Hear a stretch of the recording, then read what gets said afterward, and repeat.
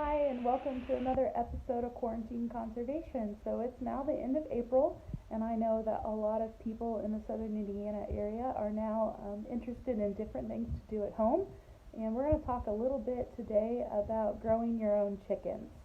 So today's video is going to be all about how to start chicks. If you have a current flock or if you've bought chicks, how to set up a brooder. So you can see behind me, this is an example of a brooder. So we're going to go ahead and show you guys how to set that up. So if you were to order chicks, you can have success with them right away. So when you order chicks, you can order a multitude of different breeds from different hatcheries. Some hatcheries will make sure if you have a couple of breeds you want, like some Orpingtons or some Wyandottes, and you would like to have those, they'll wait till they have all your order at 1 day old, and they'll ship.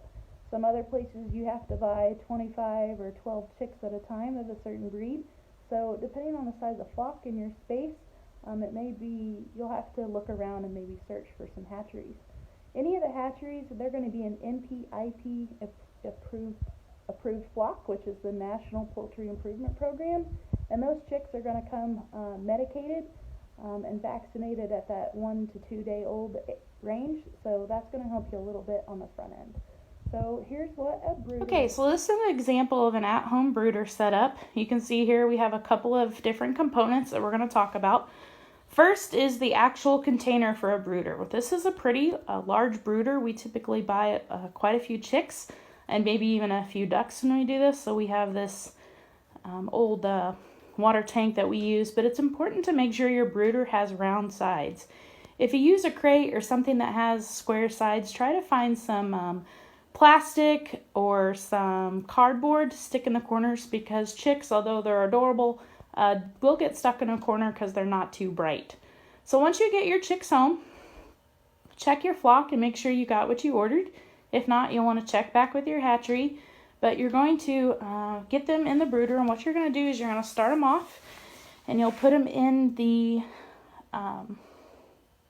you'll put the electrolyte solution in the water. There's chicks need, after their couple-day journey, they're going to need some electrolytes to boost them up to make sure that they stay healthy. You have to introduce chicks to both food and water. So once you have that electrolyte solution mixed up in your water, you're going to want to gently dip their beaks into their water, and then gently dip their beaks to show them where their food is. You'll have to do that once or twice. Typically, we do that once we get them in the brooder, and we come back a couple hours later and do it again, and we've had some pretty good success. Okay, we have a little bit of a guest star here. So this is a chick. It's 1 day old. It hatched sometime today. This is from our own flock, but I wanted to give you a video demonstration of how you're going to introduce these young chicks to food and water. So you can pick them up. You know, he's pretty dry. Just pick them up and take their very young beaks and go ahead and dip them in the water like this.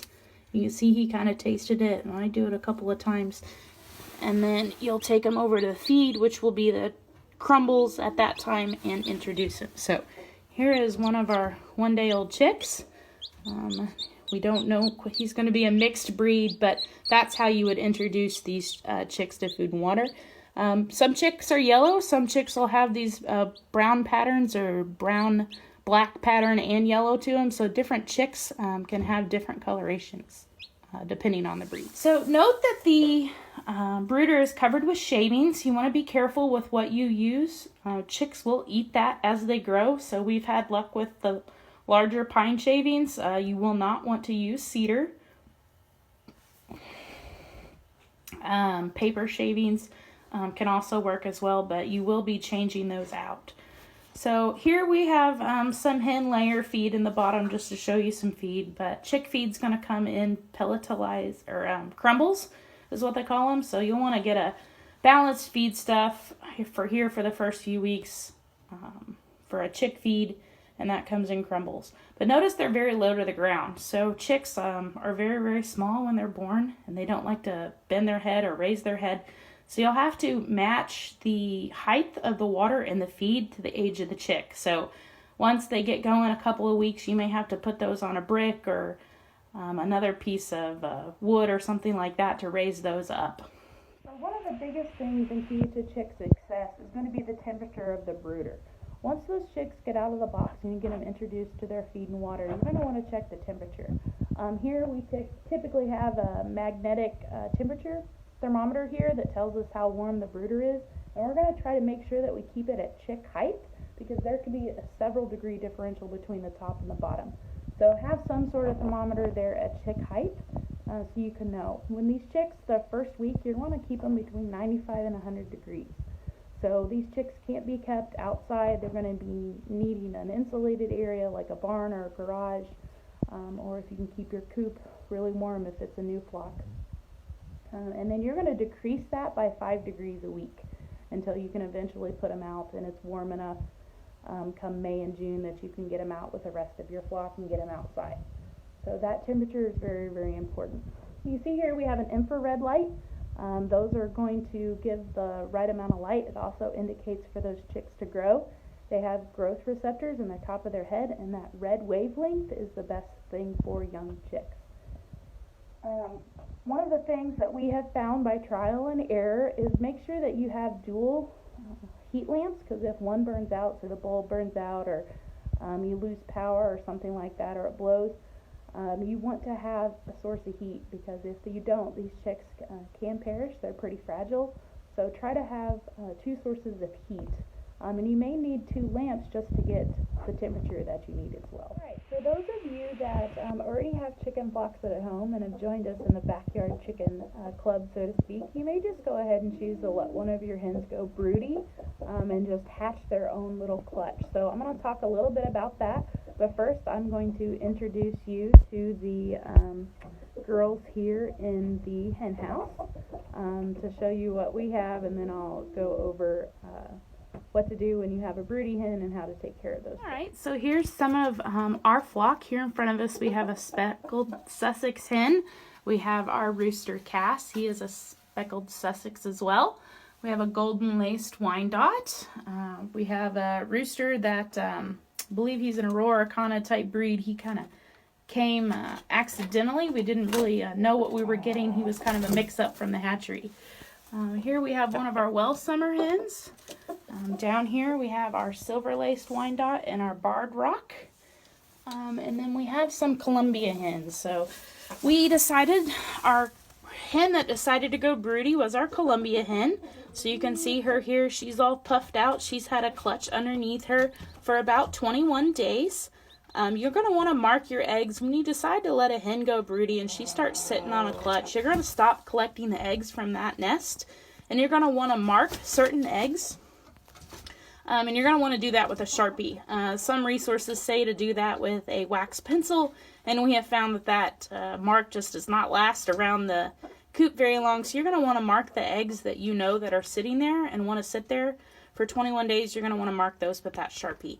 So she's been sitting on them here. We're going to, at a certain point, you may want to candle your eggs to see if they've been fertilized. You do have to have a rooster to make sure that your eggs are fertilized to have a clutch at home. Notice here, hens don't like to leave their nest when they go broody. So over 21 days, you're going to want to make sure that she has food and water access very near the nest, because she's not going to want to leave it very long. So you don't want to have your hen lose a lot of condition while she's gone broody. So I'm going to lift her up here and show her what she looks like. So here's our eggs, and you can see we've had one hatch underneath there, and I'm sorry the video's dark, but that's what she looks like. So I'm going to show you a little bit about candling an egg to see where you're on you can see here that we have a homemade candler. It's just a soda can, and we've used black tape. So we can see here, you can see the, we're at about 21 days, so that's what you should be seeing at this point, is just that point of that egg yolk in here. And you can't quite, sometimes you can see the little chick in there, but at this point, this one may not be as far along in its process as we want, but this is how you might candle eggs at home. And if you want to do that, there's some great resources online that'll show you at different days to know exactly where you're at, and you can candle that and see where that clutch is at. So this would be an example of how we do that and how that might look. So you can see here at day 19, that's all we're supposed to be seeing, because the rest of that egg is opaque. And it's a whole lot more depending on your days. There you can start to see blood vessels and the chicks start to grow.